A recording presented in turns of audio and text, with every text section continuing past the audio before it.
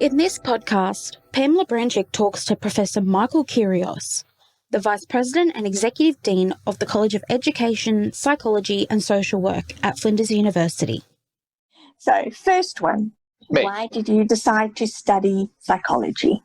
Okay, well, I was the firstborn from that first wave of Southern European migration post-war. My parents came from a country that had been torn apart by the war, but then a civil war. And so there was great poverty, and my parents decided that they would migrate to offer their children a better future. So I was born here, firstborn, and, Australia wasn't the country that it is now. It was pretty insular, and there was a degree of racism. There was a degree of, not feeling as engaged. I didn't actually know English when I went to school. There were no televisions in those days, certainly not in our household, and the only people that my parents knew were people who also spoke Greek. That clearly changed. My parents studied English, went on to integrate. But as a child, clearly I felt totally disengaged, or at least, not part of the scene. And so that caused, I think, some angst in me, some conflict, some anxieties, and very early on, I decided that I wanted to be a psychologist. So my parents were very big on education, and that's what they were here for their children to become educated. And, I read very widely. We had a very kind of philosophical view of the world, Greeks and philosophy, even though they were relatively uneducated, there's still a cultural kind of overlay to that. So I was pretty well read and read Freud when I was in high school and decided that I was going to become a child psychologist. That's all I ever wanted to do. Either that or open up a coffee shop. Oh, wow. Well, coffee is very important for one's sanity, isn't it? That's right. Well, psychotherapy, it always starts with, can I get you a cup of coffee, right?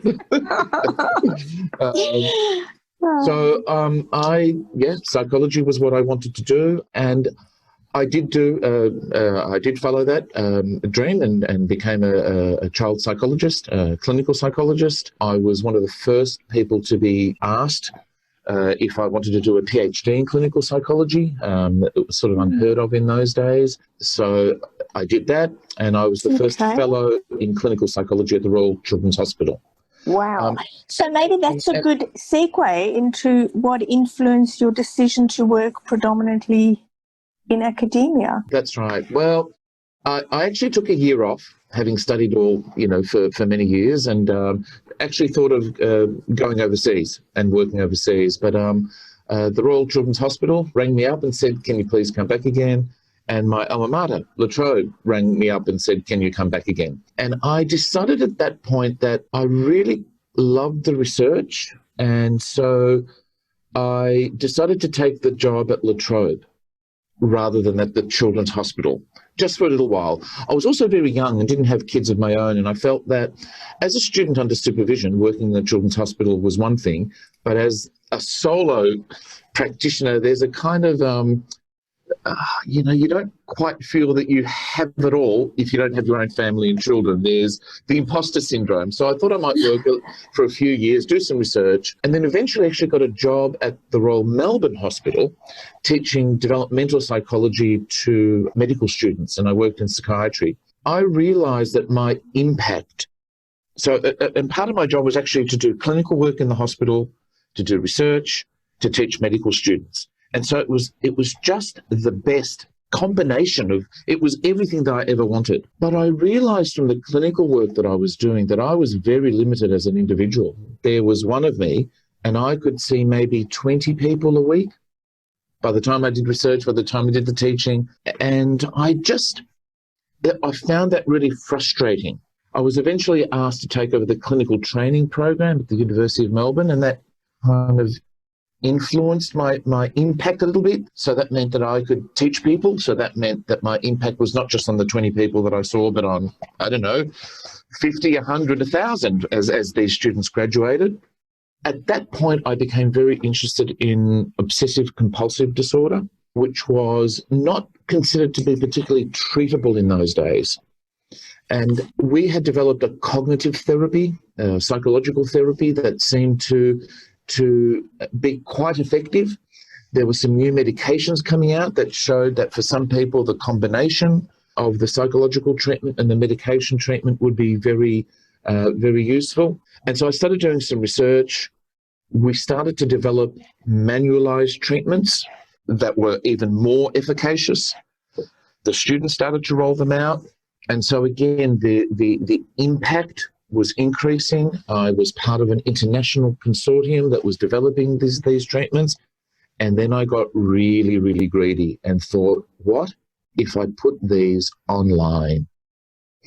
Now, I was convinced of this by my own kids at this stage. Dad, you don't have to see someone to give them the information that you're giving them. Why don't you just put it online? And I went, poo-poo. No.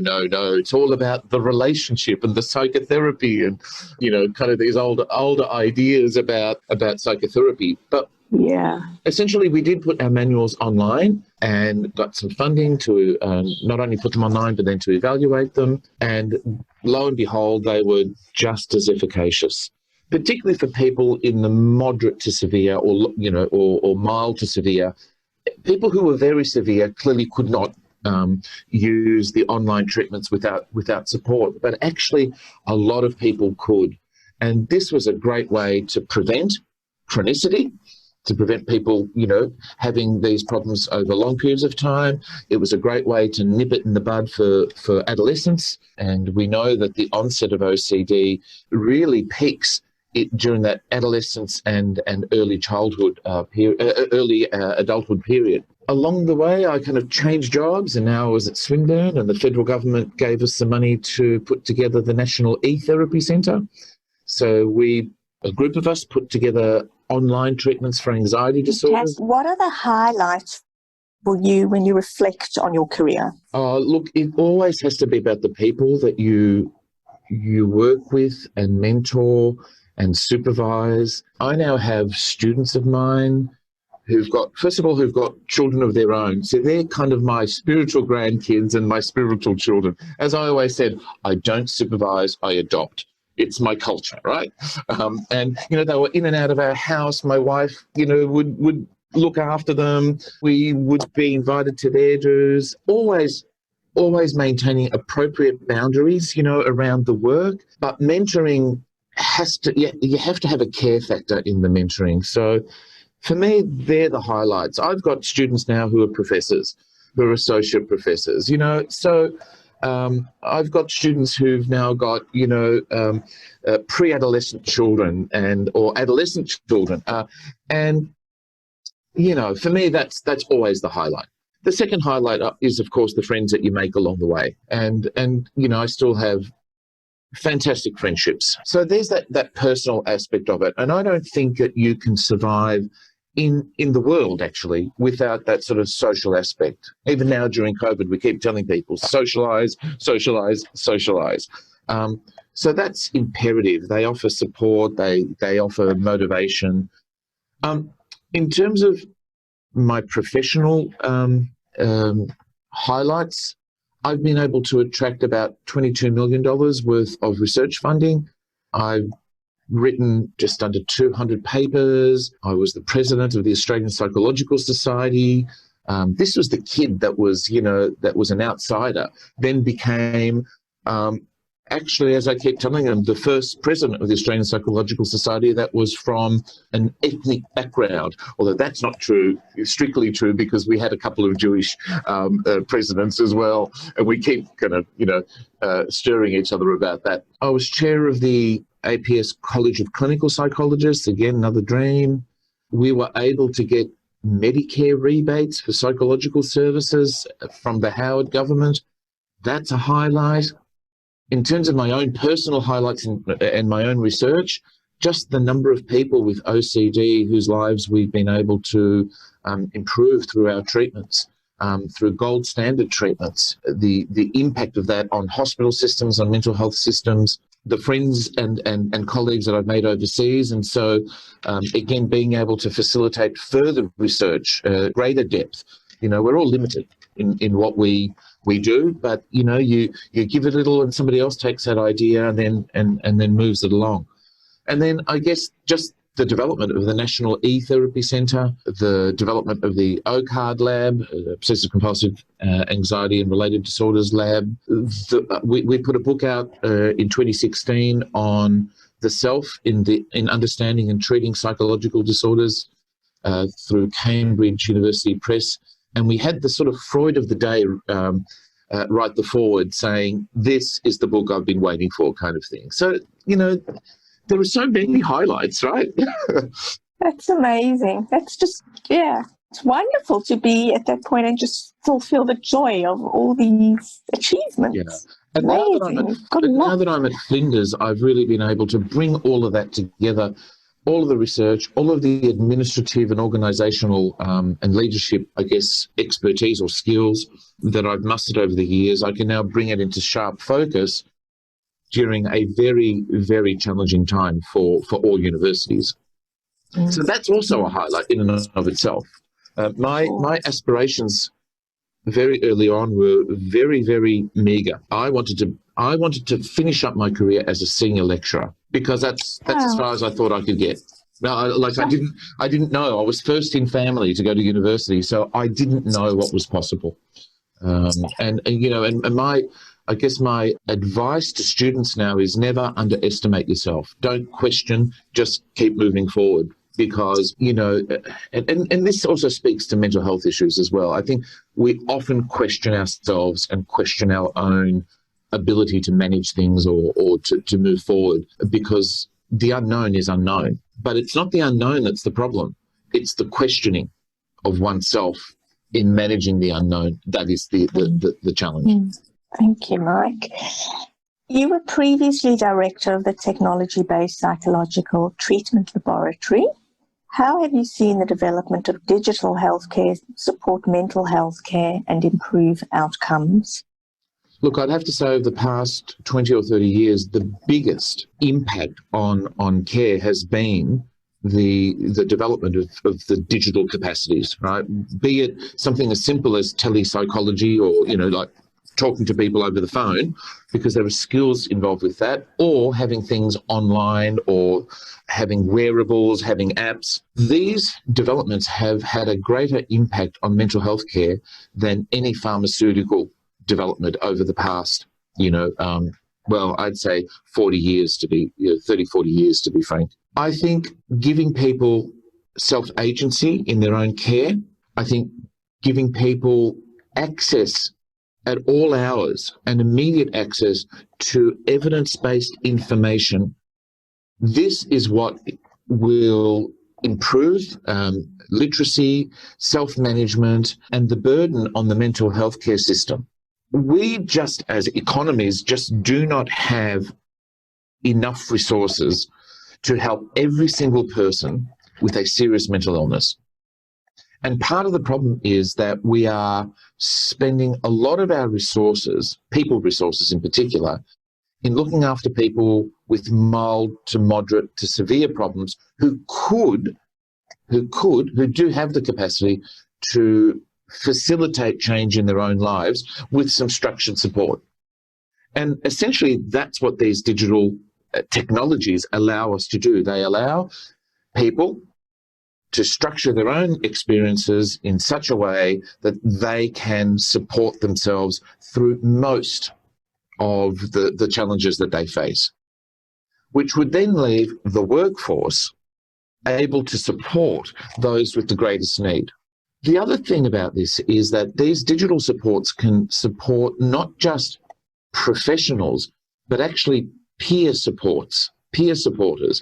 So there's nothing as powerful as a message from someone who's had the lived experience in giving advice or guiding or supporting someone who has the mental health challenges right now, this very second. Because the number one lesson in mental health support is optimism, social support, number two, right? And then come the more specific guides in terms of how to face your fears, how to balance out the advantages and disadvantages of one decision over another decision, how to problem solve, how to improve your social skills or how to improve your anxiety management skills. I mean, the information that we give people is essentially guidance information. People will then take on board some of those principles or some of those strategies, try them out for themselves, tailor it for themselves, and then learn to evaluate whether it's working for themselves. So we as practitioners not only impart all of that information, but we also impart what I think is the forgotten skill, and that's how to be a scientist. Most of us panic and we stop thinking rationally in challenging situations because stress does that to us. That's how we're wired. We're wired to fight or flee. And sometimes fleeing or fighting is the wrong response. It's okay to do it when you've got a saber-toothed tiger chasing you, but it's not the right thing to do if your boss has asked you to correct something in a report that you've written, or if a friend looks at you rather quizzically and you interpret that as, oh my God, they hate me. Or, you know, if you're feeling a heart palpitation and you start to think to yourself, oh my God, I'm getting a panic attack and I'm going to die. You know, so those are overreactions. And so part of what we do is help people to think scientifically about their own experiences and work out ways and then evaluate the efficacy of the ways that they've worked out to manage those problems. So we can put all of that online, or we can put it together in a way that makes it easier for people to take on that information, irrespective of their education levels, irrespective of their current mental health literacy, irrespective of their gender, their culture, their situation. And as the technologies have developed, we have become more sophisticated in how we can impart that information. So at Swinburne in the National E-Therapy Centre, if you were a female of a particular age or a male of a particular age, you would get a different set of visuals. The information would be presented to you in a different kind of a way. So that's much more individualized. If your symptoms had this constellation as distinct from that constellation, you would get a different treatment because it would be individualized. Nowadays, we've got artificial intelligence that can integrate not only the information that we give the algorithm about the types of symptoms that we have, or our age, or our cultural background, or our gender, or whatever, but actually it will pick up information from our wearables, right? So the smartphones or even the smartwatches or the Fitbits or whatever, it will also be able to integrate information from big data. How many times you've gone to the doctor, what prescriptions the doctor's given you, maybe even how much exercise you've done at the gym or in your daily life, how good your sleep is. It will be able to integrate all that information and further individualize the intervention for you. So this is the direction that we're going in. It will become much more sophisticated, but that is not to say that the human factor, the human contact is not necessary, because more often than not it is. But the humans don't need to do the bulk of the work. The learning can happen automatically. Amazing. There is often a stigma around speaking about mental health. What do you think we can do to encourage more open and honest conversations? Well, I think the first thing is we've got to give permission to do so, right? So Are You OK Day was on last week. We have Mental Health Week in mid-October. These events need to be celebrated. And not only celebrated, but during those times and then beyond those times, we all need to model that behaviour. There is no shame in feeling anxiety. It is the human condition. It is how we are wired. It has helped us to survive as a species. It's there for a reason. But I think there have been cultural shifts, and I think in the post-Kardashian world, we need to not aspire to perfectionism in terms of emotional control, perfectionism in terms of looking the best socially, or wearing the right things, or having the right job, or having gone to the right school. So inclusion is a really important part of this as well. It's not just that we must model our acknowledgement of our mental health challenges, but we also have to embrace everyone and differences, whatever those differences may be. And, there's a lot to be said about the need for social, I don't like the term tolerance, because tolerance is a term that is distant. We don't tolerate other people. We should embrace other people. The species has survived because of our diversity, right? Climate changes have occurred throughout history. Social changes, geographic changes have occurred throughout history, throughout our evolution.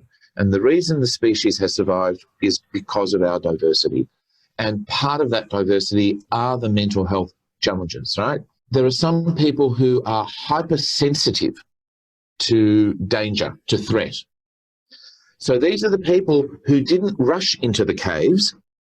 These are the people who didn't rush out of the forest into the open plains, but they survived. However, there are some people who were more impulsive. They rushed out of the plains and were able to hunt the meat that we needed, or to grow the grains that we needed to survive as a species. These were the people who were impulsive and were able to run into the caves to look around to see if the caves were safe.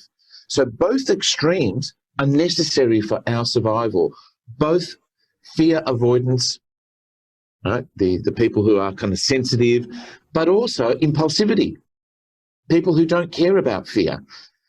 Now, these extremes are also associated, though, with particular problems in modern urban life.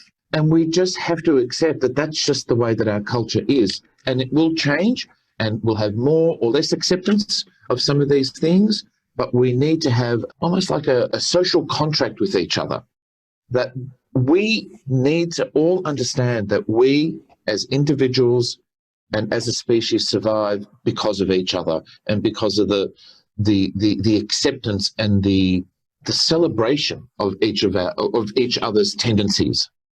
People don't ask to have schizophrenia. People don't ask to have this tendency or that tendency. These things just happen, and they happen because of what goes on socially during critical developmental periods. It happens because of things that are embedded within us through genetics, and it also happens because of what we now know are epigenetics, that interaction between what the environment offers and what we come into the world with. And it's that interaction that determines who we are, and then has some impact again on our genetics, which has impact on our behavior, which has impact on our genetics. So it's no one's particular fault that they have a particular mental health problem. Now, are there some cognitive and behavioral problems that are challenging to us as a society? Yes, there are. Pedophilia, sociopathy. These are things that we know are problematic to the social contract. And those sorts of things we need to talk about, we need to be aware of, and we need to know what we can do in order to avoid them.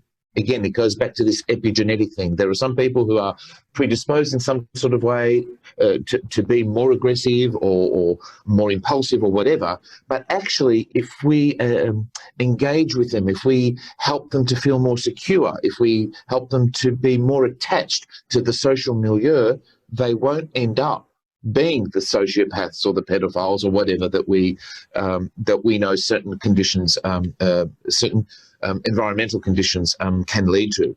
So again, it gets back to this social contract, I think, and that we are each of us obliged. We have a moral responsibility to talk about our own inner world, and to help others feel that they're a part of it, and to have permission to talk about their inner world without the threat, the threat of being rejected. When you are recruiting for a senior executive to join your team, What are the key attributes you look for in the person, apart from their academic track record? Sure. I mean, clearly that's important, because the best predictor of future behaviour is past behaviour, as they say, particularly in terms of academic output. But look, at the end of the day, we work in organisations. Organisations are made up of people. You need a person who can fit into your culture, into the gaps that you have. You know, sometimes it's a balancing act between finding people who are the same as me versus different to me. Sometimes you need to have people who've got different skills to the skill set that already exist. I think you need to make a systemic decision about what is the type of person that would best fit the organisation for your particular organisation to meet its current challenges. It's always very, I guess, contextual. At the end of the day, there are some people who are really flexible and can fit into any kind of organisation, you know. So they're great people to have, because they will mould and they will develop and they will evolve with the circumstances surrounding them. You know, I hear lots of different views as to some, you know, this person's not as personable, this person's too harsh, this person makes very harsh decisions. You actually need such people, particularly during difficult times. Other times you need people who are more democratic, more collegial, because when times are good, they're the people you want to have to collect people to come up with collective ideas. Often it's good to have people who have both those skills, who can go backwards and forwards. We look at the circle of skills, you know, and you know and they go from the greens and the yellows all the way to the purples and the blues, and you actually, as a leadership team, you need all of those sectors of inclusive of creativity, ability to operationalize, ability to implement, ability to evaluate. You know, you kind of need all of those skills in a leadership team. The other thing, though, is that leadership is always a must. People need to be able to take leadership in their own particular way. It doesn't have to be a loud kind of leadership. It can be a soft one. But leadership is about self-agency. It's about finding opportunities, having the initiative to do so, or having the ability or the propensity. You know, sometimes people need permission to be creative. So even that in itself is a propensity and part of the leadership spectrum. You know, they would be my sort of general views about this. And sometimes you just have to take a risk. I truly believe in gut. If your gut is telling you one thing, you got to listen to it. You can ignore it, but you still have to listen to it and make a strategic decision to ignore it. And I've done that in the past. I've gone for people who my gut was telling me were the right people. My head was telling me, oh, I'm not so sure. Sometimes you get it right. Sometimes you get it wrong. And if you can get it right 70% of the time, you are an expert. Sounds good. What are your top tips for aspiring leaders? Well, I think we touched on this before, you've got to believe in yourself. Even when you doubt yourself, you've got to believe that you'll go through a period of doubt. And if you use the data available to you, the information available to you, the process available to you, you'll come to a decision at some point, and you just have to trust your gut feeling. If you can't come to a decision, then it's a difficult, challenging situation. So at the end of the day, there may not be a right answer. And so again, take a risk.